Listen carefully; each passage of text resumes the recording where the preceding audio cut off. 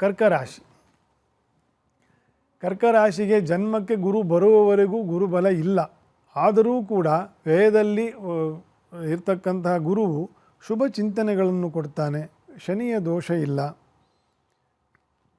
Overall Ugadi ಕಳೆಯುವವರೆಗೂ ಅಂಥ ದೊಡ್ಡ ಬದಲಾವಣೆಗಳೇನು ಕರ್ಕರಾಶಿಯವರಿಗಿಲ್ಲ. ಅಷ್ಟಮದ ರಾಹುವನ್ನು ಎಲ್ಲ ಗ್ರಹರು ಸೇರ್ತಕ್ಕಂಥದ್ದು ನಾನು ಆಗಲೇ ಪದೇ ಪದೇ ಹೇಳಿದ್ದೀನಿ. ಕರ್ಕರಾಶಿಯ ಸ್ತ್ರೀಯರು, ಮಕ್ಕಳು, ವೃದ್ಧರು, ರೋಗ ಪೀಡಿತರು ಇವರಿಗೆಲ್ಲ ಸ್ವಲ್ಪ ಸಮಸ್ಯೆ ಆಗುವ ತಿಂಗಳುಗಳು ಈ ಕರ್ಕರಾಶಿಯಲ್ಲಿ. ಗುರು ಬರೋವರೆಗೂ ಮಧ್ಯ ವರ್ಷದವರೆಗೂ ಜೋಪಾನ ಮಾಡಬೇಕು. ಈ ವಿಷಯಗಳನ್ನೆಲ್ಲದರಲ್ಲೂ ಕೂಡ ಜೋಪಾನವಾಗಿರಬೇಕು, ಜಾಗ್ರತೆಯಿಂದ ಇರಬೇಕು. ಸಿಂಹರಾಶಿಗೆ ಏಕಾದಶದಲ್ಲಿ ಗುರು ಇದರವರೆಗೂ, ಆಮೇಲೆ ವ್ಯಯಕ್ಕೆ ಬರ್ತಕ್ಕಂಥ ಗುರು ಅಂಥ ಬಾಧಕನೇನಲ್ಲ. ಲಾಸ್ಟ್ ಇಯರ್ ಅಂದರೆ ಅಪ್ ಟು ಜೂನ್ವರೆಗೂ ನಿಮಗೇನು ಒಂದು ಪುಷ್ ಸಿಕ್ಕಿದೆ ಸಿಂಹರಾಶಿಯವರಿಗೆ, ಅದು ಮುಂದುವರ್ಕೊಂಡು ಹೋಗುತ್ತೆ. ಅಂಥ ಎಕ್ಸ್ಟ್ರೀಮು ಅಲ್ಲ, ಅಂಥ ಡಲ್ಲು ಅಲ್ಲ. ಯಾಕಂದರೆ ಸಪ್ತಮ ಅಷ್ಟಮಗಳಲ್ಲಿ ಪಾಪಗ್ರಹರು ಕೂತ್ಬಿಟ್ಟಿದ್ದಾರೆ ಸಿಂಹರಾಶಿಯವರಿಗೆ. ತುಂಬ ಬದಲಾವಣೆ ಏನು ಇಲ್ಲ ಸಿಂಹರಾಶಿಯವರಿಗೆ. ಕೆಲವರಿಗೆ ಅನಾರೋಗ್ಯ ಸಮಸ್ಯೆ ಜಾಸ್ತಿ ಆಗಬಹುದು. ಮುಂದೆ ಕನ್ಯಾ ರಾಶಿಗೆ ಗುರುವಿನ ಅನುಕೂಲವೂ ಇದೆ. ಈ ವರ್ಷವೂ ಮುಂದಿನ ವರ್ಷವೂ ಸಿಂಹದಲ್ಲಿ ಗುರು ಇರಬೇಕಾದ್ರೂ ಒಳ್ಳೆಯದೇ ನಿಮಗೆ, ಆಯಿತಾ. ಶನಿಯ ಅನುಕೂಲ ಅಂತಲೂ ಇಲ್ಲ, ಶನಿಯ ಬಾಧೆ ಅಂತಲೂ ಇಲ್ಲ ಕನ್ಯಾ ರಾಶಿಯವರಿಗೆ, ತಟಸ್ಥ, ಆಯಿತಾ. So overall it will be a very pleasant year for you. ನಾನಾ ಸಂಚಾರಗಳು, ಕೆಲಸಗಳು ಬೆಳೀತದೆ, ಉದ್ಯೋಗಗಳು ಬೆಳೀತದೆ, ಶುಭ ಕಾರ್ಯಗಳಾಗ್ತದೆ. ಅಪರೂಪಕ್ಕೆ ಗುರುವು 10ನೇ ಮನೆ, 11ನೇ ಮನೆ, 12ನೇ, 9, 10, 11, 12ನೇ ಮನೆಗೆ ಬರೋದು ಒಟ್ಟಿಗೆ ಅಪರೂಪಕ್ಕೆ. ಕನ್ಯಾ ರಾಶಿಯವರು ಅಂಥ ವರ್ಷಗಳಲ್ಲಿದ್ದಾರೆ ಅಂತಂತ. So overall it is good for them. ತುಲಾ ರಾಶಿಗೆ ಗುರುವಿನ ಅನುಕೂಲ ಚೆನ್ನಾಗಿದೆ. ಬೇರೆ ಯಾವ ಗ್ರಹರ ಅನುಕೂಲವೂ ಇಲ್ಲದ ತಿಂಗಳುಗಳಲ್ಲಿ ಇದ್ದೀರಿ. ಸೊ ಮಧ್ಯಮ ಕ್ರಮಾಂಕದಲ್ಲಿ ಏನು ಡಿಫೆನ್ಸಿವ್ ಬ್ಯಾಟ್ಸ್ಮನ್ ಅಂತೇನು ಹೇಳ್ತೀವಿ, ಟೆಸ್ಟ್ ಮ್ಯಾಚ್ ಥರ ಇರುತ್ತೆ ಈ ವರ್ಷ ಅವರಿಗೆ ಅಂತ. ಕ್ವಿಕ್ಕಾಗಿ ಏನು ನಡೆಯುವಂಥದ್ದು ಏನಿಲ್ಲ. ಶುಭ ಕಾರ್ಯಗಳಿಗೇನು ಕೊರತೆ ಇಲ್ಲ, ಆದರೂ ಎಲ್ಲ ಆಯಿತು ಅಂತಲೂ ಏನಿಲ್ಲ. ಈ ರೀತಿಯ ಒಂದು ವರ್ಷ ಆಗಿರ್ತದೆ 26. ಈ ಪಶ್ಚಿಮ ದೇಶಗಳಲ್ಲಿ ಇರ್ತಕ್ಕಂಥವ್ರಿಗೂ ಕೂಡ ಇದು ಲಾಗೂ ಆಗ್ತದೆ, ತುಲಾ ರಾಶಿ ಮತ್ತು ವೃಶ್ಚಿಕ ರಾಶಿಯವರಿಗೆ. ಮುಂದೆ ವೃಶ್ಚಿಕ ರಾಶಿಗೆ ಗುರುವಿನ ಬಲ ಬರಬೇಕು, ಅಷ್ಟೇ, ಬರಲ್ಲ. ಇನ್ನೂ ಜೂನ್ ಕಳಿಬೇಕು. ಅಲ್ಲಿವರೆಗೂ ಸ್ವಜನರು, ಸ್ವಕೀಯರು, ನಮ್ಮ ಸುತ್ತೂರೇ ಇರ್ತಕ್ಕಂಥವ್ರದ್ದೇ ಕೂಡ ಯಾರನ್ನ ನಂಬಬೇಕು, ಯಾರನ್ನ ನಂಬಾರದು ಅನ್ನೋದು ಗೊತ್ತಾಗಲ್ಲ ವೃಶ್ಚಿಕ ರಾಶಿಗೆ. ಸಿದ್ದರಾಮಯ್ಯನವರು ವೃಶ್ಚಿಕ, ಈಶ್ವರಪ್ಪ ವೃಶ್ಚಿಕ, ಯಡಿಯೂರಪ್ಪ ವೃಶ್ಚಿಕ, ನರೇಂದ್ರ ಮೋದಿ ವೃಶ್ಚಿಕ, ಡೊನಾಲ್ಡ್ ಟ್ರಂಪ್ ವೃಶ್ಚಿಕ,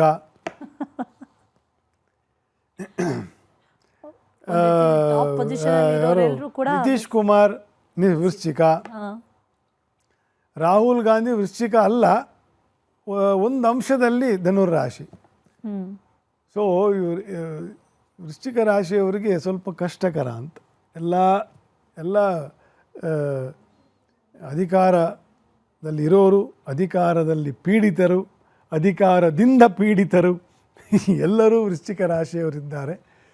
ಅವರಿಗೆ ಚತುರ್ಥ ಪಂಚಮದಲ್ಲಿ ಪಾಪಗ್ರಹರು ಇದ್ದಾಗ ಸುಖಹೀನಶ್ಚ ಅಂತ ಅರ್ಥ. ಸುಖವಿರಲ್ಲ ಅಷ್ಟೆ, ಅಧಿಕಾರ ಇರುತ್ತೆ, ಆದರೆ ಏನು ಪ್ರಯೋಜನಕ್ಕೆ ಬರಲ್ಲ. ಆ ರೀತಿಯ ದೋಷಗಳು ಇದೆ.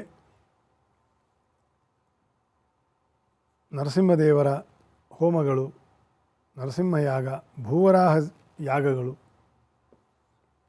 ಗ್ರಹಶಾಂತಿಗಳು, ದುರ್ಗಾರಕ್ಷೆ ಇತ್ಯಾದಿಗಳನ್ನು ಬಲ್ಲವರಿಂದ ತಿಳ್ಕೊಂಡು ಅದನ್ನು ಮಾಡಿಕೊಳ್ತಾ ಹೋಗಬೇಕು. ಅಧಿಕಾರ ವರ್ಗದಲ್ಲಿ ಇರ್ತಕ್ಕಂಥವ್ರು. ಜನರಲ್ ಪಬ್ಲಿಕ್ ಕೂಡ ತಮ್ಮ ಇತಿಮಿತಿಯಲ್ಲಿ ನರಸಿಂಹದೇವರ ಆರಾಧನೆಯನ್ನು ವಿಶೇಷವಾಗಿ ಮಾಡಿಕೊಂಡು ಹೋಗ್ತಕ್ಕಂಥದ್ದು.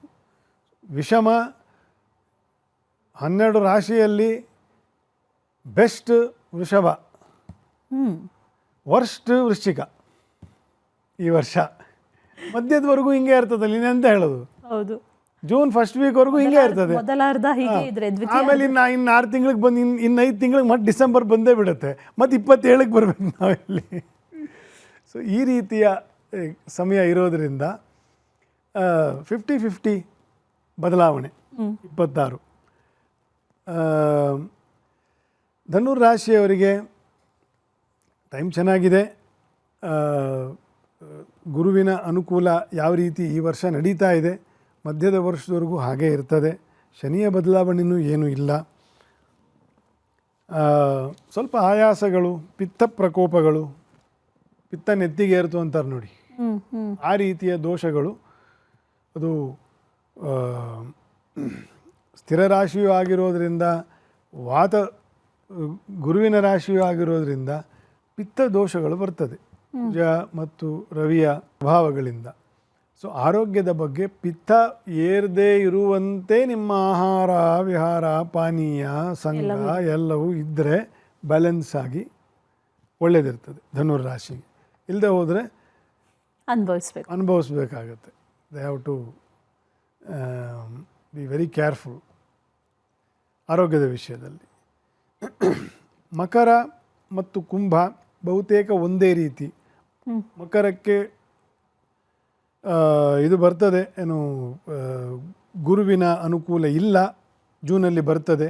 ಕುಂಭಕ್ಕೆ ಇವಾಗ ಗುರುವಿನ ಅನುಕೂಲ ಇದ್ದೆ, ಜೂನಿಂದ ಗುರುವಿನ ಅನುಕೂಲ ಇಲ್ಲ. ಸೊ ಈ ಬ್ಯಾಲೆನ್ಸಿಂಗ್ ಏನಿದೆ ಅದು ಮುಂದುವರಿತದೆ. ಈ ಸಣ್ಣ ಬದಲಾವಣೆ ಈಗ ಹೇಗಿದೆ ಹಾಗೆ ಮುಂದುವರಿತದೆ. ಅವ್ರಿಗೂ ಕೂಡ ನಾನು ಮಕರಕ್ಕೆ ಹೇಳಿದಂತೆ, ಅಥವಾ ಮಕರದಲ್ಲೇ ಹೇಳ್ತಿರೋದು, ಧನುರಾಶಿಗೆ ಹೇಳಿದಂತೆ ಪಿತ್ತ ಪ್ರಕೋಪಗಳು ಉಂಟಾಗ್ತಕ್ಕಂಥ ಇದೆಲ್ಲ ಸ್ವಲ್ಪ ನೋಡಿಕೊಳ್ಬೇಕು. ಮಕರ ಮತ್ತು ಕುಂಭದವರಿಗೆ ಇದು ಕಾಮನ್ ಫ್ಯಾಕ್ಟರ್. ಇದು ಎಲ್ಲದಕ್ಕಿಂತ ಆರಂಭದಲ್ಲಿ ಹೇಳಿದಂತೆ ಏಪ್ರಿಲ್ 2ನೇ ವಾರದವರೆಗೂ ಜನ, ಸಂಘ, ಮಾತು, ಆಹಾರ, ಆಲೋಚನೆ ಎಲ್ಲದರ ಬಗ್ಗೆ ಹೆಚ್ಚು ಕಾಳಜಿ ವಹಿಸಬೇಕಾಗಿರೋರು ಮಕರ ಮತ್ತು ಕುಂಭರಾಶಿಯವರು.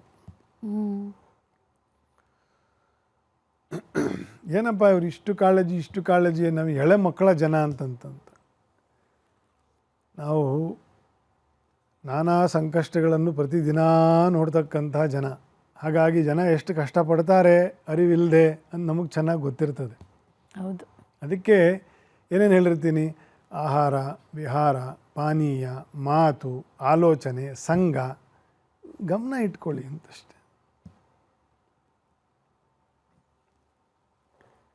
ಸರಿ ಗುರುಜಿ, ಇನ್ನು ಮುಂದಿನ ರಾಶಿಯವ್ರಿಗೆ ಹೇಗಿರುತ್ತೆ ಅಂತ.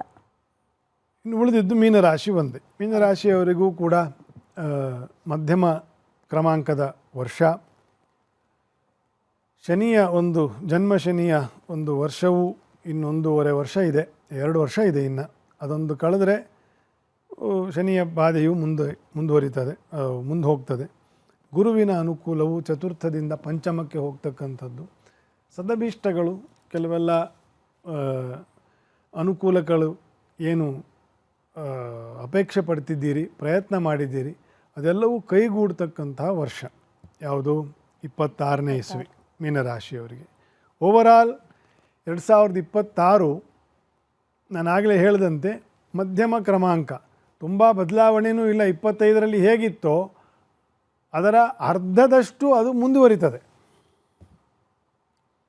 ಇನ್ನು ಅರ್ಧ ಬದಲಾವಣೆ ಆಗ್ತದೆ. ಯುಗಾದಿಗೆ ಸೇರಿದಾಗ ಅದರ ವಿಶೇಷ ಇತರೆ ಬದಲಾವಣೆಗಳನ್ನು ನೋಡ್ಕೊಳ್ಬೋದು.